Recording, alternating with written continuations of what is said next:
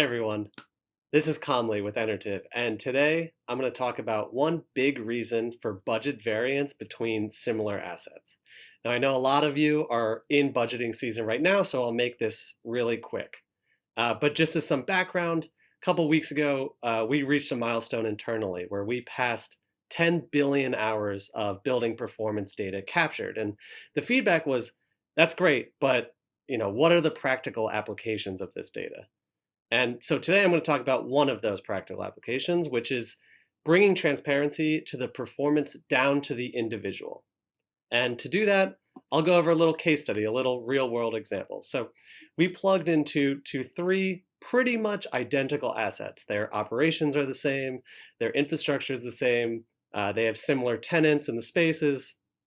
The only difference is that they were run by three different building operators. And when we plugged in and started capturing data from all the systems in the building and started calculating the maintenance efficacy, the energy efficiency, all the aspects that go into the performance of a building, we saw a pretty stark contrast. So in building A and B, there were only a few efficiencies to be found. We found between $10,000 and $16,000 of efficiencies, which is great. When it came to the mean time to repair, this is the time it takes for the building operator to fix issues once they occur. We saw anywhere from half a week to a week and a half in building A and B. But when it came to building C, there were $193,000 worth of inefficiencies in the building, and the mean time to repair was 24 days.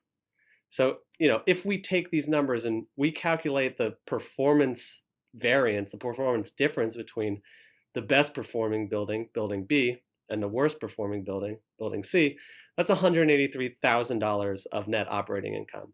Divide that by a 6% cap rate, and that's a $3 million difference in the net asset value between these properties just because they're being run by different operators. So what can we do? On the high level, if we have this data across many buildings, we can make decisions about maybe the best management companies to go with. But on the individual level, we don't just want to call out building operators that aren't performing well. We can actually use the high performers as a blueprint for success. So in building B, the best run property, we can see they do their pumps on a lead lag configuration. I know this is really in the weeds, but this is an example of what high performance looks like. In building C, they were just running one pump until failure and then switching to the next one, which is just inefficient, increases CapEx, and increases operating expenses. So the ultimate point is that during budgeting season, it can be hard to tell if budget variance is due to performance or just due to a tough building and a tough situation.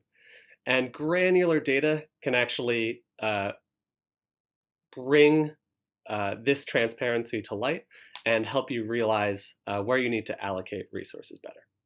I hope this was informative, and we'll see you next time. Thanks.